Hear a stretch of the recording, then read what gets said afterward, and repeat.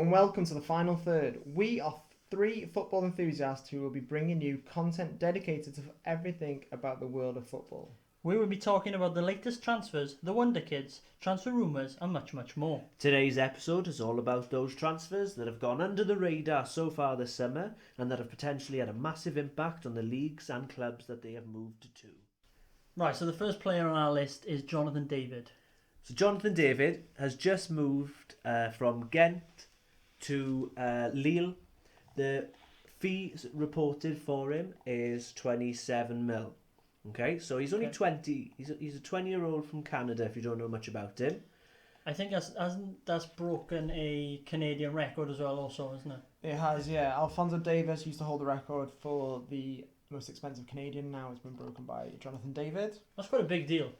it's funny as well that there's two big players all of a sudden just emerged from Canada. All of a sudden, Mainly, that's come from the increase of teams in Canada in the MLS. You've got the White Hawk Caps now, who've come into that league. Have they got a good youth system then? They seem like they do. They're also looking at the up and coming World Cup, which is happening in the USA and Canada. So they're trying to get youth players coming through there to be more prominent when that arrives. yeah. So this is obviously evidence that those boys have come over to Europe and actually making a big impact in the big leagues as well. Because obviously Lille, top 5 league in Europe. Yeah.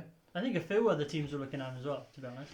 There was rumours that Atletico Madrid were looking at him. Man United were meant to be interested. I've been following him for a little while now. I came across him when I was playing FIFA Career Mode. Nice. Playing Is he any good on in the FIFA? Belgian, yeah, very good actually. I think he had like a 5-star weak foot or whatever, so it was worthwhile at the time. Anyway, looking at some real player stats. Last season when he was playing in the Belgian League, obviously he played for Gent. Yeah. He played 27 matches and he scored 18 goals. That's pretty good, to be fair. And he's seen as a sort of attacking mid striker. Looking at some of his other stats, and you're thinking, oh, he might not be able to replicate that in the French league. But you'd be surprised. Looking at his stats when they played in the Europa, he played in the 7 matches, and he still scored 3 He still scored 3 goals. And they played Wolfsburg and Roma, so it wasn't necessarily easy opponents.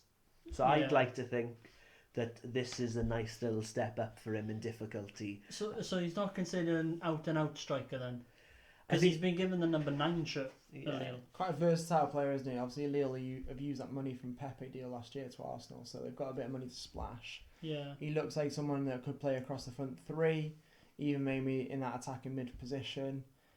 Looks like obviously goals. I know you were saying about the last season, 18 goals. I think over the last 2 seasons that he's been at Gent, he scored 30 in 60 league appearances. Yeah. And the thing is, he's only 20. Yeah, exactly. He's got a lot of potential. If you're telling me now a 20-year-old who's got so much potential, who scores goals, he will score goals. And in the French league, I think this is a really nice step up for him. It's going to be a challenge for him because he's going to be playing against players of a better quality than he's used to. Yeah.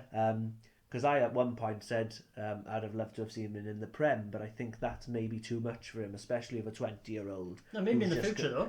In the future, yeah, I wouldn't be surprised if we see him in a higher league. Yeah, well, he did score in his friendly, didn't he? Yeah, and he does score for he scores for Canada as well. He's only played 4 matches for them in the qualifiers of the CONCACAF, and he scored 6 goals in 4 games. That's impressive.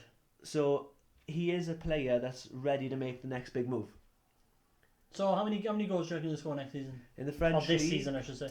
I'd like to see that he needs to make sure that he's a first teamer. Which he probably will be. He did play 2 days ago against Saint Etienne in the first round of the French league. Yeah. He played 66 minutes, so you'd like to think that he's already cemented his place as a first teamer. If he's a first teamer, I can see him in the next 2 years having a bigger move again. What do you reckon, Brent? How many goals? I think obviously with Lille losing a few players, he's got to be their big marquee signer this summer. I think realistically, if he gets 15 goals, it'll be a good season for him. Anything more than that, and we are looking at potentially he'll be moving on again because Lille are a decent club in the French league, but if he's outshining the team, then he'll obviously be. Yeah, if he's And scoring you- goals. And especially. you've got to say, moving on to the next topic, Lille are a very exciting team for me at the moment. I'm looking at the squad and looking at the project that they're going to be developing. They've got Victor, who's only 21. They got Timothy Weir then, who's 21 from America. I'm a big fan of him. Yeah, you like the Canadian-American Yeah, export stuff. yeah. Renato.